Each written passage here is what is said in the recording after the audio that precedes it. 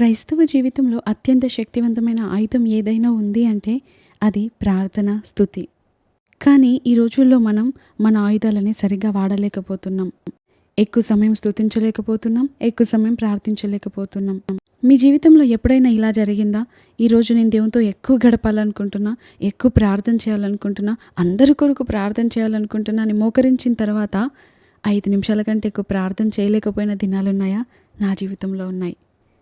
కానీ కొన్ని సందర్భాల్లో ఈరోజు ఒక 5 నిమిషాలు ప్రార్థన చేసుకొని మనం బైబిల్ చదువుకుందాం, సాంగ్స్ నేర్చుకుందాం అని అనుకొని మోకరించినప్పుడు ఆ 5 నిమిషాలు కాస్త గంట, గంటన్నర, 2 గంటల దాకా వెళ్తుంది.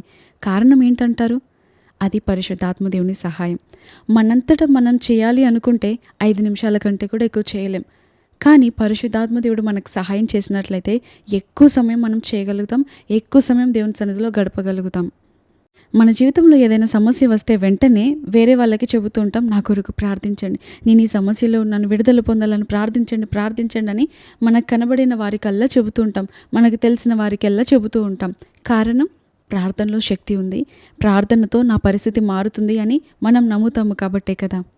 మనం ఏ పని చేయమన్నా చేస్తామో. ఇక్కడ నుండి అక్కడి వరకు మోకాళ్ళ మీద నడిస్తే అద్భుతం జరుగుతుంది అంటే నడుస్తాం. ఎండలో 1 గంట కూర్చోమంటే కూర్చుంటే అద్భుతం జరుగుతుంది అంటే కూర్చుంటాం. ఇలా దాన ధర్మాలు చేస్తే అద్భుతం జరుగుతుంది అంటే దాన ధర్మాలు చేస్తాం. ఇంకా ఏది చేయమన్నా చేస్తాం, కానీ ప్రార్థన మాత్రం చేయలేకపోతాం. అయితే ఏది చేసినా అద్భుతం జరుగుతుందో లేదో నాకు తెలియదు, కానీ ప్రార్థన చేస్తే మాత్రం తప్పకుండా అద్భుతం జరుగుతుంది. ఎందుకంటే బైబిల్లో ప్రార్థన పరులైన భక్తులు ఎందరో ఉన్నారు. బైబిల్ తర్వాత రాయబడిన భక్తులు కూడా ఎందరో ఉన్నారు. జార్జ్ ముల్లర్ లాంటి భక్తులు కేవలం ప్రార్థనతోనే వేలాది మంది అనాథలను ఎలా పోషించగలిగారు? హడ్సన్ టేలర్ లాంటి విశ్వాస వీరులు సముద్రపు తుఫానును ఎలా ఆపగలిగారు? వారు చేసిందల్లా కేవలం ప్రార్థన. వారు చేయగలిగినప్పుడు మనం ఎందుకు చేయలేకపోతున్నాం? వారు ప్రార్థిస్తే ఆలకించిన దేవుడు మన ప్రార్థన ఎందుకు వినడు? వారు చేస్తే అద్భుతాలు పొందుకున్నప్పుడు మనం ఎందుకు పొందుకోము? వారు స్తుతిస్తూ ఉన్నప్పుడు, ప్రార్థిస్తున్నప్పుడు దేవుడు ఏ రీతిగా ఉన్నాడో నేడు కూడా అదే రీతిగా ఉన్నాడు. ఆయన మార్పు లేనివాడు. అందుకే వాక్యం సెలవిస్తుంది, ఆయన నిన్న నేడు నిరంతరం ఏకరీతిగా ఉన్నవాడు, భూత వర్తమాన భవిష్యత్ కాలంలో ఏకరీతిగా ఉండువాడు అని ఆయన వాక్యం సెలవిస్తుంది. ఈరోజు మీలో ఎవరైనా ఆశపడుతున్నారా? దేవుని సన్నిధిలో ఎక్కువ గడపాలి, దేవుని సన్నిధిలో ఆసక్తిగా ప్రార్థించాలి అని ఆశపడుతున్నారా? మీరు ఆశపడకపోతే దేవుడు కూడా ఏం చేయలేడు. ఆయన వాక్యం సెలవిస్తుంది, ఆశగల ప్రాణంను ఆయన తృప్తిపరుస్తాడు అని. సింహం పిల్లలైన లేమిగలవి ఆకలిగా ఉంటాయేమో, కానీ ఆయన నమ్ముకున్న వారికి ఏ మేలు కొదువ ఉండదు. ఈరోజు మీరు ఇంకా కరువులో కొదువులో ఉన్నారు అంటే అది దేవుని తప్పు కాదు. దానికి కారణం దేవుడు కాదు. దానికి కేవలం కారణం మనమే, మన ప్రార్థనహీనతే, మన ఆసక్తి లోపించడమే. అందుకే బైబిల్లో మనం చూసినట్లయితే ప్రార్థనలో ఎంతో శక్తి ఉందని గ్రహించిన శిష్యులు యేసుప్రభు వారు అద్భుతాలు చేస్తుండగా చూసి, అయ్యా మీరు ఎలా అద్భుతాలు చేస్తున్నారో మాకు నేర్పించండి, ఆ అభిషేకాన్ని మాకు ఇచ్చేయండి, ఆ అద్భుతాలు మేము కూడా చేసేందుకు మాకు సహాయం చేయండి, అలాంటి అనాయింటింగ్ మాకు ఇవ్వండి, అలాంటి పరిశుద్ధాత్మ శక్తితో మమ్మల్ని నింపండి అని అడగలేదు. కానీ మేము ప్రార్థిస్తే అద్భుతాలు జరగాలి, మేము ప్రార్థిస్తే చనిపోయిన వారు లేవాలి అని అడగలేదు. కానీ ఏమడిగారో తెలుసా? అయ్యా ప్రార్థన ఎలా చేయాలో నేర్పయ్యా అని శిష్యులు యేసుప్రభు వారిని అడిగారు. ఎందుకంటే యేసుప్రభు వారు ప్రార్థించటం ద్వారానే ఈ అద్భుతాలు జరుగుతున్నాయని వారు ఆ రహస్యాన్ని వారు కనుగొనగలిగారు, దాన్ని గ్రహించగలిగారు, గుర్తించగలిగారు. అందుకే యేసుప్రభు వారిని ప్రార్థన చేయటం నేర్పించు అని అడగగానే యేసుప్రభు వారు ప్రార్థించటం నేర్పించాడు. ఈరోజు మీకు మీ పరిస్థితుల్లో మీరు వెళ్తున్న ఆ సమస్యల్లో ఎలా ప్రార్థించాలో అర్థం కావడం లేదా? అయితే వారికి వీరికి కాల్ చేసి మీ సమస్యలను చెప్పడానికంటే బదులుగా దేవుని సన్నిధిలో మోకరించి, అయ్యా నేను ఈ సమస్యల గుండా వెళ్తున్నాను, దీనికోసం నేను ఎలా ప్రార్థించాలో నాకు తెలియడం లేదు, దీని నుండి బయటపడాలని నేను ఆశపడుతున్నాను, దీనిలో నేను బయటపడడానికి ఎలా ప్రార్థించాలో నాకు నేర్పించయ్యా అని అడిగితే దేవుడు ఎందుకు నేర్పించడు? తన శిష్యులకు నేర్పిన దేవుడు తన శిష్యులను ఎంతగా ప్రేమించాడో మనల్ని కూడా అంతే ప్రేమిస్తున్నాడు కదా. మనకు కూడా తప్పకుండా నేర్పిస్తాడు. అంత మాత్రమే కాదు, యేసుప్రభు వారు మన నుండి ఎలాంటి ప్రార్థనను ఎక్స్పెక్ట్ చేస్తున్నాడో తెలుసా? తన శిష్యులు ఎల్లప్పుడూ విసుగక ప్రార్థించాలని ఆయన కోరుతూ ఒక ఉదాహరణను వివరించాడు. దాన్నే మనం బైబిల్లో చూస్తాం. ఆ యొక్క స్నేహితుడు తన ఇంటికి వచ్చినప్పుడు అతనికి పెట్టడానికి ఏమీ లేవు. అందుకు ఆ వ్యక్తి ఏం చేస్తాడు? మరో స్నేహితుని ఇంటికి వెళ్ళి, అయ్యా దారి మధ్యంలో నా స్నేహితుడు వెళ్తూ దారి మధ్యంలో నా ఇంటికి వచ్చాడు, అతనికి పెట్టడానికి ప్రజెంట్ నా దగ్గర అసలు ఏమీ లేదు, దయచేసి ఒక 3 రొట్టెలు బదులు ఇవ్వవా అని అడుగుతున్నాడు. అక్కడ స్పష్టంగా రాయబడి ఉంది 3 అని. దేవుడు మన ప్రార్థనలో స్పష్టతను కోరుతున్నాడు. మనం స్పష్టంగా ప్రార్థించాలని ఆయన ఆశిస్తూ ఉన్నాడు. అంత మాత్రమే కాదు, ఇంకా ఏం ఆశిస్తున్నాడు అంటే, ఆ వ్యక్తి స్నేహితుడు ఆ లోపల పడుకున్న వ్యక్తి అంటాడు, నేను పడుకున్నాను, నా పిల్లలు కూడా నిద్రపోతున్నారు, సో నేను లేచి ఇవ్వలేను, దయచేసి వెళ్ళిపో అని అంటున్నాడు. చూసారా, ఎంతో ఆశతో వచ్చాడు, నా స్నేహితుడు తప్పకుండా ఇవ్వగలుగుతాడు అని ఆశతో వచ్చి ఆ డోర్ దగ్గర నిలబడి అడుగుతూ ఉండగా లోపల నుండి ఎంత నిరాశతో కూడిన జవాబు వచ్చింది కదా. ఆ మాటకి మనమైతే వెంటనే వెళ్ళిపోతాం, అస్సలు ఏమాత్రం ఆలోచించం, ఏమాత్రం అక్కడ ఇంకా అతని ముఖము కూడా మనం ఇంకో రోజు చూడడానికి ఇష్టపడం. వెంటనే మనసు విరిగిపోయిన స్థితికి వెళ్ళిపోతాం కదా. కానీ ఆ వ్యక్తి అలా కాదు, మనలా కాదు.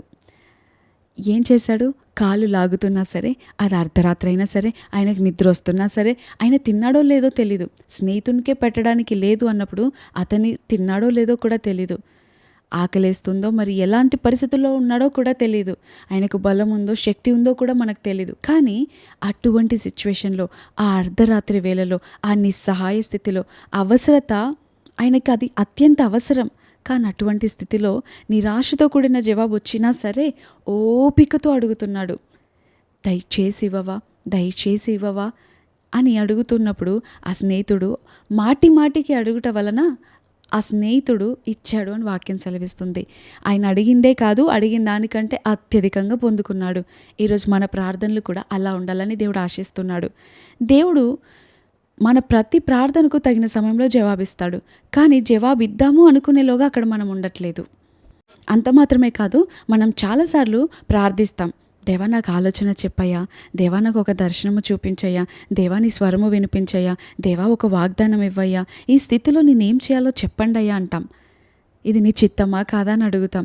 దేవుడు మన ప్రార్థన అనంతరం తాను మాట్లాడాలని ఆశతో కూర్చున్నప్పుడు, ఎదురు చూస్తున్నప్పుడు, ఆయనకి సమయం ఇస్తామేమో అని వెతుకుతూ ఉన్నప్పుడు వెంటనే మనం ఆమెనని అక్కడి నుండి పరిగెత్తుకుంటూ వెళ్ళిపోతాం. మన ప్రార్థన అనంతరం దేవుడు మనతో మాట్లాడతాడు. అందుకే బైబిల్లో చూస్తాం, దావీదు విచారణ చేసిన ప్రతిసారి దేవుడు వెంటనే మాట్లాడాడు. దానికి నిదర్శనం ఏంటో తెలుసా? ఇదిగో ఇలా పోరాడు, ఇక్కడ దాక్కో, దాని తర్వాత ఇలా వెనక నుండి వెళ్ళి నువ్వు యుద్ధం చేయి, ఇలాంటి మాటలతో దేవుడు వెంటనే ఉత్తరం ఇచ్చాడని వాక్యం సెలవిస్తుంది. దావీదు ఎన్నిసార్లు విచారణ చేశాడో అన్నిసార్లు ఉత్తరం పొందుకున్నాడు, అన్నిసార్లు జవాబు పొందుకున్నాడు, అన్నిసార్లు యుద్ధాల్లో జయం చూశాడు. అందుకే బైబిల్లో చూస్తాం, దావీదు 66 సార్లు యుద్ధం చేసి 66 సార్లు కూడా గెలిచాడు, ఏ ఒక్కసారి ఓడిపోయినట్టు లేదు. కేవలం కారణం ఏంటో తెలుసా? దావీదు ప్రార్థించి దేవుని మాట ప్రకారం వెళ్ళాడు. పేతుర్ని కూడా చూస్తాం, దేవుని మాట చొప్పున వల వేశాడు కాబట్టి చేపలు వల పికిలే అంతగా పడ్డాయి. దేవుని మాట చొప్పున మనం వెళ్తే ఆ పనిలో జయం చూడగలుగుతాం, ఆ పని సఫలమవుతుంది. కానీ మనమైతే ప్రార్థిస్తాం, దేవుని మాట వినకుండానే మనం వెళ్ళిపోతాం. నేను ప్రార్థించాను కదా, దేవుడు నాకు సాయం చేసేస్తాడని అనుకుంటాం. అసలు దేవునికి ఇష్టమో లేదో తెలీదు, దాని పట్ల దేవుని ఉద్దేశం ఏంటో లేదో తెలీదు మనకి. అందుకే భక్తులందరూ కూడా పనికి ముందు ప్రార్థన, పని చేస్తూ ప్రార్థన, పని తర్వాత ప్రార్థన. కానీ మనమైతే పనికి ముందు ప్రార్థిస్తాం, ఇంకా పనిలో ప్రార్థించాం, పని తర్వాత ప్రార్థించాం. పాల్ యంగిచో గారు ప్రతి ప్రసంగానికి ముందు దేవునితో మాట్లాడేవాడు. కొన్ని గంటల తరబడి దేవుని సన్నిధిలో ప్రార్థించి ప్రసంగ సమయానికి కూడా పరిశుద్ధాత్ముడా నాకు సహాయం చేయండి, నా మాటలతో బోధిస్తే ఎవరికి ఉపయోగకరంగా ఉండదు, నేను మెస్ చేసేస్తాను, మొత్తం పాడు చేసేస్తాను నా ఆలోచనలతో, నా మాటలతో, కానీ నీవు నాకు సహాయం చేయండి అని ప్రార్థించి ఎప్పుడైతే ప్రసంగించేవాడో గొప్ప ఫలితాన్ని చూసేవాడు. అంత మాత్రమే కాదు, ప్రార్థన అయిపోయిన తర్వాత వచ్చి కూర్చొని నేను ఈరోజు వర్తమానం ఈ రీతిగా చెప్పాను అంటే కేవలం కారణం నీవే, అందుని బట్టి నీ కృతజ్ఞతలు అని చెప్పేవాడు. మనం ఇశ్రాయేల్ ప్రజల్ని కూడా చూస్తాం, ఎర్ర సముద్రం 2 పాయలైన తర్వాత వారు ఏం చేశారు? ఎంచక్కా దేవుని స్తుతించి ఆరాధించారు. అక్కడ మిరియాము అందరూ కలిసి పాటలతో, స్తుతులతో, గీతాలతో, కీర్తనలతో, వాయిద్యాలతో కంఠస్వరం ఎత్తి దేవుని స్తుతి ఆరాధన చేశారు. కానీ మనమైతే పనికి ప్రారంభానికి ముందు ప్రార్థిస్తాం, ఇంకా పని చేస్తూ మానేస్తాం. అంత మాత్రమే కాదు, కొన్నిసార్లు దేవుడు మన ప్రార్థనలకి జవాబిచ్చిన తర్వాత అసలు దేవునే పక్కన పెట్టేస్తాం. కొన్నిసార్లు మరలా దేవుని దగ్గరికి ఇంకా రాము, కనిపించము. ఉద్యోగం కావాలని ప్రార్థిస్తాం, దేవుడు ఉద్యోగం ఇచ్చిన తర్వాత అసలు ఇంకా కృతజ్ఞత కూడా ఉండదు. 10 మంది కుష్ఠరోగులు వచ్చారు, 10 మంది బాగుపడ్డారు. కానీ ఒక్కడే తిరిగి వచ్చాడు. అందుకు దేవుడు ఏమన్నాడో తెలుసా? మిగతా 9 ఎక్కడా అని అన్నాడు. ఈరోజు దేవుడు మనల్ని బట్టి సంతోషించేవాడిగా ఉన్నాడా? మనల్ని బట్టి ఆనందించేవాడిగా ఉన్నాడా? దేవుడు మన జీవితంలో ఏదైనా మేలు చేస్తే, మన ప్రార్థనలకు జవాబిస్తే తిరిగి వచ్చిన ఆ ఒక్కని వల్లే మనం ఉన్నామా? లేకపోతే ఆ 9 మందిలో కలిసిపోయిన వారంగా ఉన్నామా? ఇక్కడ మనం చూస్తే వారు అడిగిన దానికి జవాబు అందరూ పొందుకున్నారు, కానీ ఒక్కడు మాత్రమే తిరిగి వచ్చాడు. అంటే కృతజ్ఞత కలిగిన వారు చాలా తక్కువ మంది ఉంటారు. ప్రార్థనకు జవాబు పొందుకొని గొప్ప సాక్ష్యం వచ్చిన తర్వాత దేవునికి దూరంగా వెళ్ళేవారు, ఆ యొక్క ప్రదేశంలో నుండి వెళ్ళిపోయేవారు, ఆ పరిచర్యలో నుండి వెళ్ళిపోయేవారు ఎందరో ఉంటారు. ఆ తిరిగి వచ్చిన కృతజ్ఞత గల వ్యక్తి వలె మీరున్నారా? అలా ఉన్నట్లయితే మీ యొక్క జీవితంలో అనేక అద్భుతమైన సాక్ష్యాలు పొందుకుంటారు. ఎందుకో తెలుసా? అక్కడ కుష్ఠవ్యాధి అంటే మనందరికీ తెలుసు, కేవలం బోన్స్ మాత్రమే మిగులుతాయి. మేబీ వాళ్ళ యొక్క చర్మం అంతా తినేసి ఉండవచ్చు. ఆ కుష్టు ఒకరికి ముక్కుపోయి ఉండవచ్చు, ఒకరికి చేతులన్నీ పోయి కేవలం బోన్స్ మాత్రమే మిగిలి ఉండవచ్చు, ఒకరికి కేవలం లెగ్స్ బోన్స్ మాత్రమే కనబడుతూ ఉండవచ్చు. కానీ ఆ 9 ఆ యొక్క దాని మీద మాంసం ఫామ్ అవ్వాలి, చర్మం ఫామ్ అవ్వాలి, మరలా కలర్ రావాలి. అంతవరకు వాళ్ళు వేచి ఉండాలి. కానీ కృతజ్ఞత చెల్లించడానికి వచ్చాడు చూడండి ఈ వ్యక్తిని. దేవుడు ఏమన్నాడో తెలుసా? నీ విశ్వాసమే నిన్ను స్వస్థపరిచెను అని అన్నాడు. అంటే ఆ పై వచనాల్లో మనం చూస్తే మిగతా 9 స్వస్థపరచబడలేదా? లేదు. ఎందుకంటే వాక్యం అక్కడ స్పష్టంగా ఉంది, వారు కేవలం శుద్ధులైరి, వారు జస్ట్ శుద్ధులయ్యారు. కానీ ఈ కృతజ్ఞత చెల్లించిన వ్యక్తి కృతజ్ఞత చెల్లించిన తర్వాత పొందుకున్న సాక్ష్యం, పొందుకున్న అద్భుతమైన కార్యం ఏంటో తెలుసా? మేడ్ హోల్ అని ఉంటుంది. అంటే పూర్తిగా హోల్ మొత్తం సంపూర్ణంగా స్వస్థపరచబడ్డాడని వాక్యం సెలవిస్తుంది. ఈరోజు దేవుడు మన నుండి కూడా ఆశిస్తుంది ఇదే. మనం దేవుని నుండి కొన్ని అద్భుతాలను, గొప్ప జయాలను, ప్రార్థనలకి ప్రతిఫలాన్ని మనం పొందుకున్నప్పుడు వెంటనే ఆయన దగ్గరికి వెళ్ళి ఆయనను మహింపరచాలి.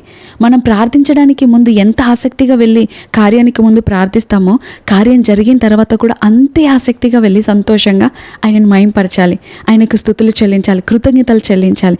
ఇలా చేసావయ్యా, నీ కృతజ్ఞతలయ్యా అని ఎప్పుడైతే మనం స్తుతిస్తామో మరిన్ని సాక్ష్యాలు మనం పొందుకోగలుగుతాం, మరిన్ని అద్భుతాలను మనం పొందుకోగలుగుతాం. చూడండి, 9 మంది రాలేరు, వారు కేవలం శుద్ధులయ్యారు అంతే. వారు మరికొన్ని సంవత్సరాలు పడుతుంది వారు స్వస్థత పొందడానికి. మరలా ఆలోగా వారు అసలు స్వస్థత పొందారో లేదో బైబిల్లో రాయబడలేదు. కానీ ఈ యొక్క కృతజ్ఞత చెల్లించిన వాడు మాత్రమే స్వస్థత పొందుకున్నాడు. ఎప్పుడైతే మనం కృతజ్ఞతలు చెల్లిస్తామో అనేక అద్భుతాలను చూస్తాం, అనేక జయాలను పొందుకుంటాం. కాబట్టి ప్రార్థన, స్తుతి, ఆరాధన ఇవన్నీ కూడా చాలా ఇంపార్టెంట్. విశ్వాసముతో హృదయపూర్వకంగా దేవుని స్తుతిస్తూ గొప్ప జయాలను పొందుకుందాం. అట్టి కృప భాగ్యం దేవుడు మనకు అనుగ్రహించి నడిపించునుగాక. ఆమేన్.